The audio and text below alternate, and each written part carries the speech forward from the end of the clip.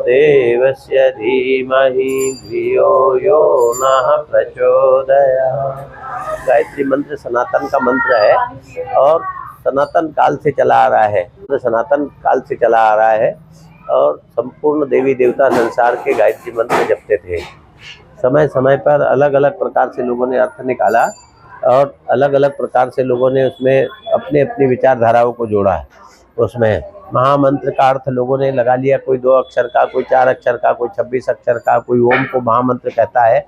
लेकिन हमारे वेद कहते हैं महामंत्र का मतलब है वो वेदों का मंत्र है। चारों वेदों में इसको गाया गया है। ऐसा महामंत्र जो गायन करने से पवित्र करता है, लोगों को पवित्र बनाता है, पाव मानी द्विजानाम, पवित्र बनाता है, ऐसा महामंत्र है।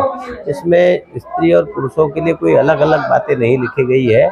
बीच में लोगों ने भ्रांतियाँ जोड़ दी कि स्त्रियाँ नहीं जपेगी, दूसरी जाति का नहीं जपेगा, दूसरे समाज का नहीं जपेगा। भगवान के लिए न कोई जाति है, न कोई स्त्री है, न कोई पुरुष है। भगवान के लिए सब देवी देवता है, भगवान के लिए सब महापुरुष है, भगवान के लिए अपने बच्चे हैं, सबके लिए है। सबरी जैसी माता जी के लिए कहा सबरी माता पंचम भगति सो वेद प्रकाशा। वेद का अध्ययन करने का सबरी माता को भी अधिकार जब दिया गया है, तब संसार की प्रत्येक माताओं बहनों को गायत्री मंत्र जपने का अधिकार है। समाज के लोगों को गायत्री मंत्र जपने का अधिकार है।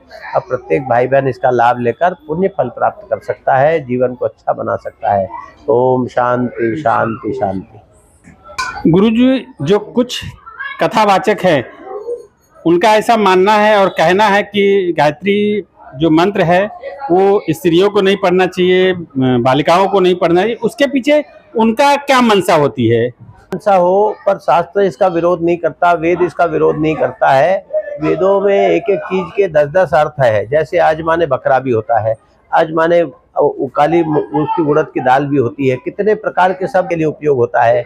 पानी का अर्थ होता है नीर होता है, आपा होता है, वाटर होता है। पानी के कितने अर्थ होते हैं।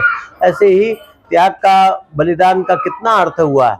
तो वैसे ही ये नाना प्रकार के अर्थों को जोड़ करके स्त्रियों को अपवित्र ठहराना और स्त्रियों को न जपने का अधिकार कहना, ऐसा किसी भी शास्त्र वेद पुराण में नहीं लिखा है। उनको यदि किसी प्रकार का लगता है कि कोई उनके पास प्रमाण है तो वो शांति कुंज लेकर के आए, शांति कुंज में दिखाए और शांति कुंज में वो ये करे, प्रयास करें। भगवान की नज़र में न कोई माताएं बहनें नीची है, न कोई अपवित्र है, न कोई अबला है। भगवान की नज़र में पूजनीय है। यत्र नार्यस्तु पूज्यन्ते रमन्ते तत्र देवता। नारियों की पूजा होती, वह भगवान निवास करता है।